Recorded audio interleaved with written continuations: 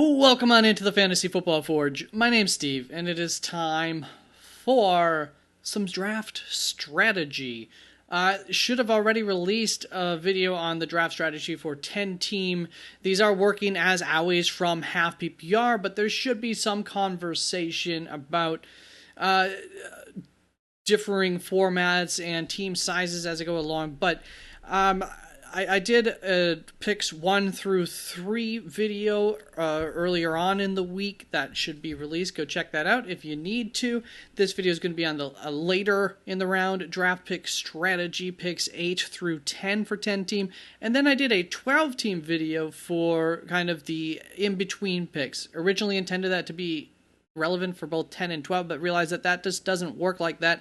So I will try to do 12 team early and late, as well as a 10 team mid, but it's that time of the year where I need to do updated rankings videos, as well as needing to get out or hoping to get out following that as we get closer to when more of us are going to be drafting.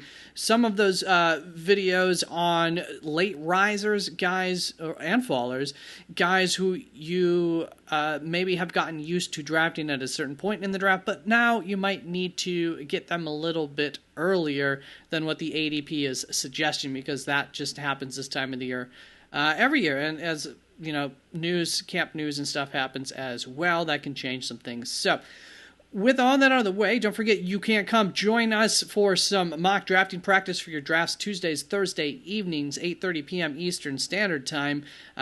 This video will be out late next week, so that's going to be it for the announcements. Let's get on into what we're looking at. So I'm going to go through the first 6 rounds, just kind of setting up your base for the rest of the draft, and some of how you approach this may differ a little bit based on how you feel about later draft wide receivers, running backs. However, for late draft pick strategy, 10-team PPR here,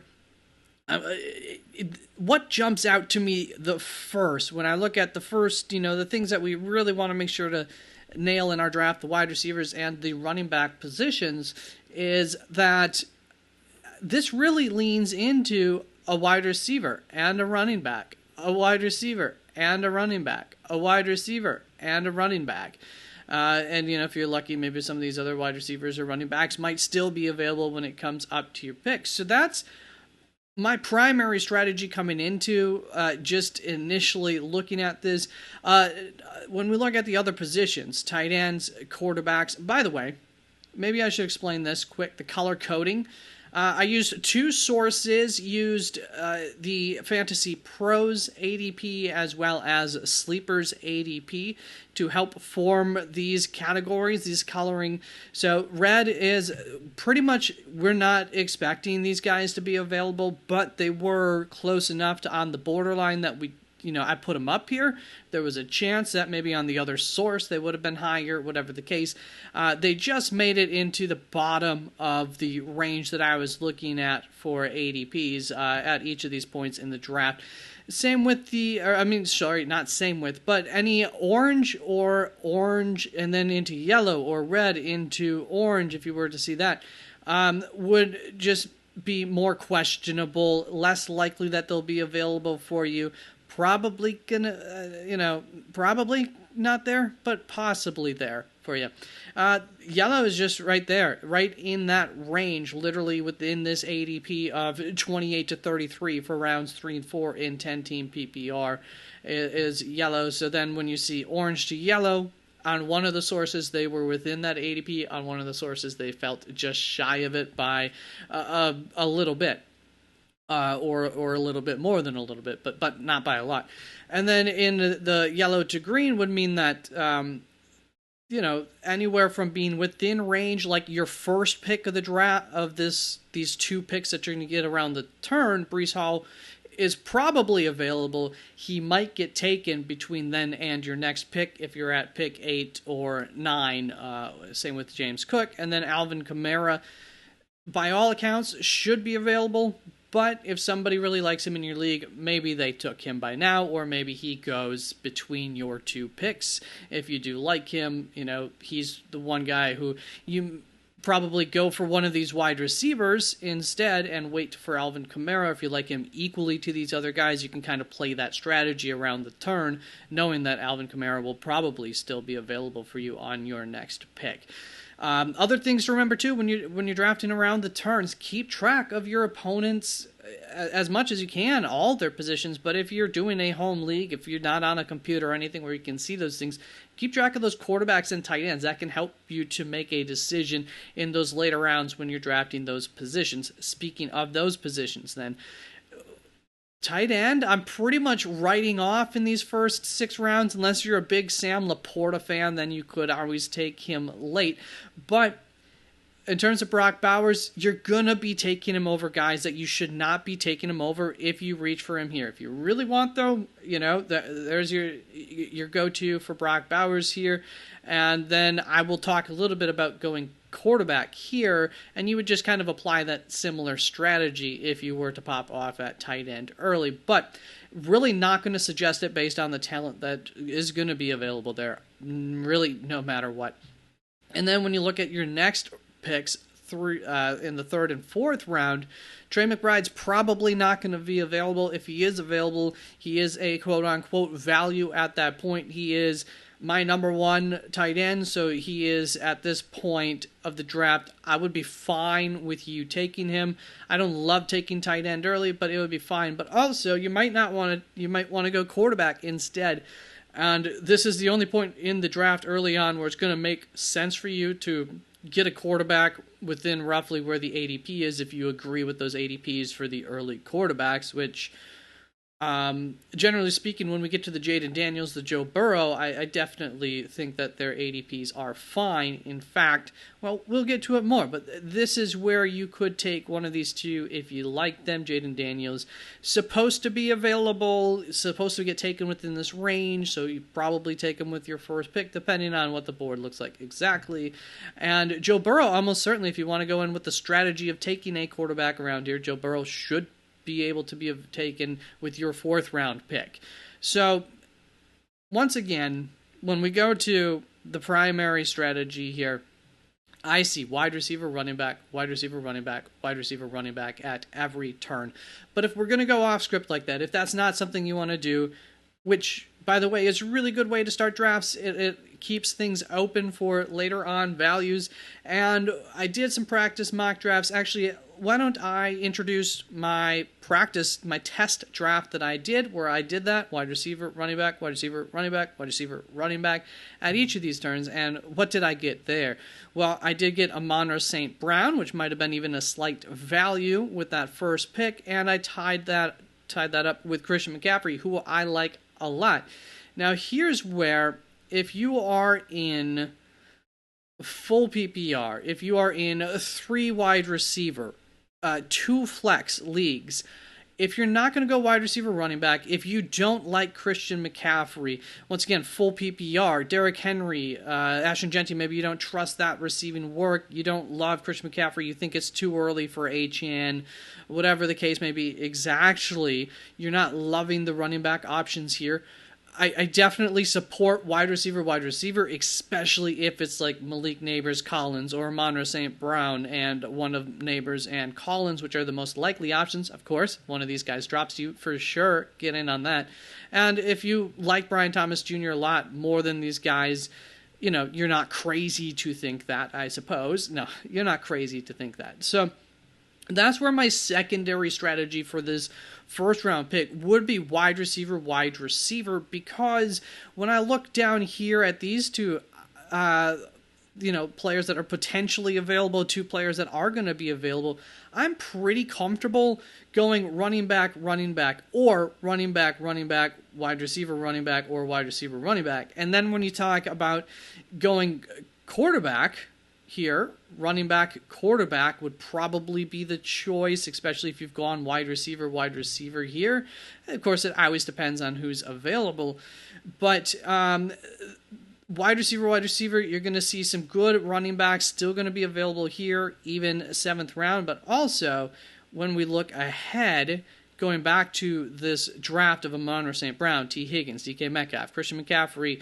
Did I talk about my running backs that I got? I got Christian McCaffrey, James Cook, or Breece Hall, either one of them. I took James Cook, and R.J. Harvey, and of course there were some other names still available. After that, when we got to the 7-8 turn, what I noticed was that Calvin Ridley, George Pickens, Chris Olave, 3 guys who I really think are potential steals where you can get them at ADP, are still on the board there. Whereas, and for running back, Brian Robinson, Caleb Johnson, a couple of other names maybe you like, Pacheco, that kind of tier of guys. Tracy, if you like Tyrone Tracy, was still available. And so, for the most part, I look at those wide receiver names, and they entice me more than those running back names in terms of the upside potential there by a significant, total tier difference there.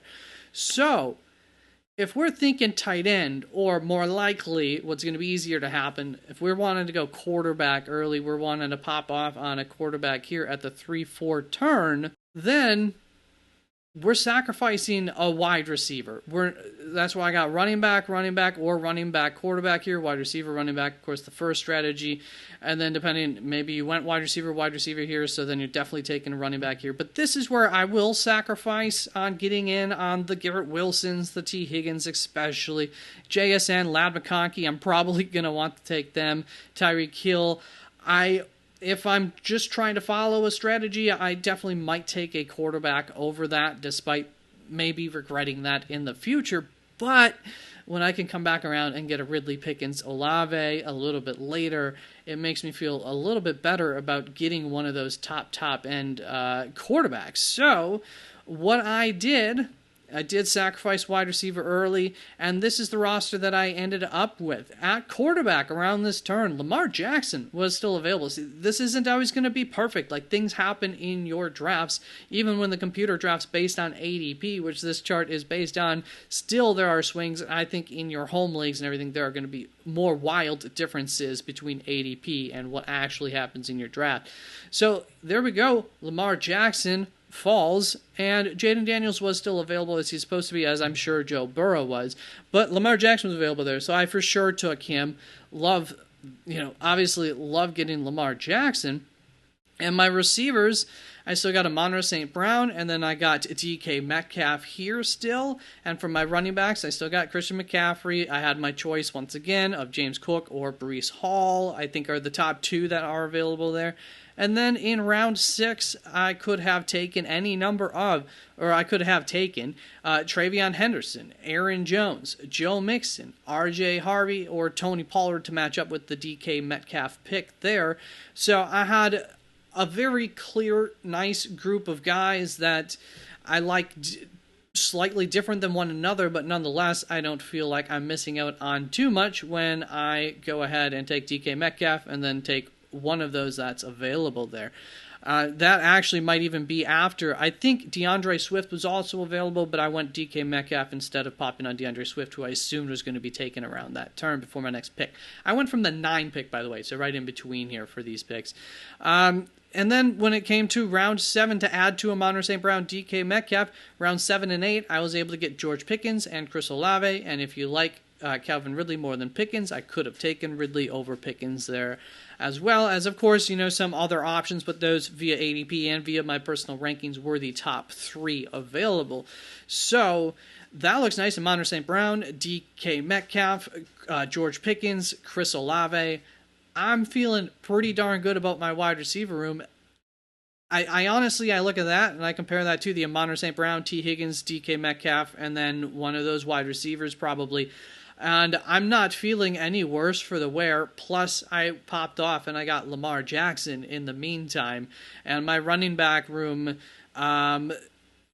looks the same, So, ultimately, when we're talking 2 wide receiver, 2 running back, 1 flex, the most basic of settings here, especially talking half PPR, I think you probably go a quarterback there. And I have found that out. I've gone quarterback around that area of the draft a couple of times in our mock drafts on Tuesdays and Thursdays, and I end up really liking my teams and not feeling like, oh, I totally missed out. Once again, sometimes maybe a player falls that shouldn't fall. And then you got to make sure that you're not just locked in on, well, my strategy is to take quarterback here. No, go fall back, get whoever that player is. That's why it's really nice when you open up wide receiver, running back. That opens that up and makes it a little bit more easy to take that stud wide receiver or that stud running back that fell. That's generally true always with drafting. I prefer to try to have an even approach at the beginning. Once again, all the more important, 2 wide receiver, 2 running back, 1 flex. Once we get into 2 flexes, 3 wide receiver territories, you can get a little bit more uneven with it. But you just never want to paint yourself all the way into a corner where comes round 4, 5, 6, 7, maybe even 8. A really good player that you like a lot falls, a wide receiver, let's say. You've already got 3 wide receivers. You took 3 wide receivers to open the draft up in the first 3 rounds. You now force yourself to, if there's those wide receivers available, that probably means quarterbacks, running backs, tight ends, but especially the running backs we're going to speak of right now, have probably been picked a little bit more bare bones than they normally are. So now you're going to be reaching at a position when there was a great value available as well. Kind of a double negative going on there. You're missing out on a player. So that's why, the ability to keep your team liquid, water, is always your best strategy. But this is trying to play the odds. What are the best strategies when we go into it? So to repeat here, to start off, you're talking 3 wide receiver, you're talking full PPR, you're not in love with Christian McCaffrey, because generally speaking, if you are happy to get him here, then please, by all means, take him here, because I think he could be a great value here. Go right ahead and take 2 of these wide receivers. I really, really like that. And if you do that, then you're probably going to want to go running back here for some of the reasons that we just kind of talked about with the wide receivers that are going to be still available even at the 7-8 turn, and also still available here depending on how you like this group. I don't love the more likely portion of this group, but I do not mind who might fall to me, who might be available. And if it's just Cortland Sutton, I'm happy enough with that at that point in the draft as well. But wide receiver, then running back probably, or running back quarterback, also very, very viable. And then you're going to probably go running back at this point, or wide receiver running back as well, depending on who's available. But I look at these groups, and either way, I'm pretty comfortable with running back. And there's still some good enough running backs here if you end up having to do something slightly differently, or if you like having an early tight end as well. With that out of the way, I'm going to look at my notes here, see if there's anything that I'm really missing out on. I think the strategy here is kind of straightforward. Just a little bit more of a note on going with the quarterback early that I wrote. You still end up with a strong wide receiver room, looking at that roster where it was George Pickens, Chris Olave, Amon St. Brown, DK Metcalf. And your running back room is off to a strong start. Christian McCaffrey, Breece Hall, or James Cook. Hopefully you like one of them.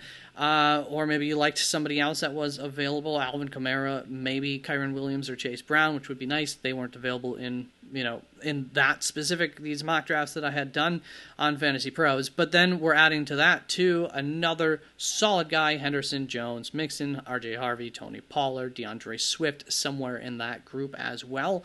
So I think that that's a strong start that you can still build on. There are, I think, more running backs a little bit later than wide receivers that I like, too. So I do prefer, if anything, this season to get more of the earliest of wide receivers. Now, what that does offer you, the fact that I do think once we get into just about, Terry McLaurin-ish and beyond, even Garrett, as early as Garrett Wilson or Tyreek Hill, and I have T. Higgins a little bit higher in my rankings, is that because of the uncertainty once we get to the Devontae Adams and stuff, I do think that offers up potentials within this tier and even that 7-8 range in the George Pickens guys. Look, if DK Metcalf, George Pickens are better than Devontae Adams this year, should we really be surprised about that? If they're better than Terry McLaurin, Garrett Wilson, we shouldn't be overly surprised about that. The situations aren't incredibly different amongst those players for differing reasons, ultimately, in terms of what we should expect for fantasy football. So it just takes a little bit, of a dip for some of those guys who are taking higher, and a little bit of an increase for the other guys for them to flip flop in terms of how they actually end up performing on the season. But I do feel uncomfortable also with a lot of other options that are available. So there's just a few guys in there where I actually feel that confidence level, even Cortland Sutton being one of those. And then once we get beyond the George Pickens pick roughly via ADP, I really question a lot of those guys, whereas some people see that as a good thing, once again, because of I'm already questioning earlier than that a lot of the guys going, the Xavier Worthies, the Tyrell McMillans, the DJ Moores I have concerns about even. Whereas now, once again, just like I was kind of talking about with those two tiers, this next tier does offer guys that are going to probably outperform some of the guys who are taken before them, of course. I just struggle to know who it is in that group. I have my preferences, but my preferences even go a little bit later. Whereas I think the running backs in that range of the draft, talking 8, 9, 10, 11-ish probably rounds of the draft, I think that there's some real sweet ones. To wrap this up here, went over it a little bit in the beginning. Early tight end, I don't think, if you're an early tight end person, I think you should practice on not going early tight end, unless, of course, you really like Sam Laporta, believe in that a lot, then that's your best option. That's what you should probably plan on. And if Trey McBride happens to make it back to you in the 3rd, 4th round, you can consider yourself blessed and grab him there. That's it. That's going to be it. I hope I didn't miss anything I really wanted to talk about. I hope you got a good look at this.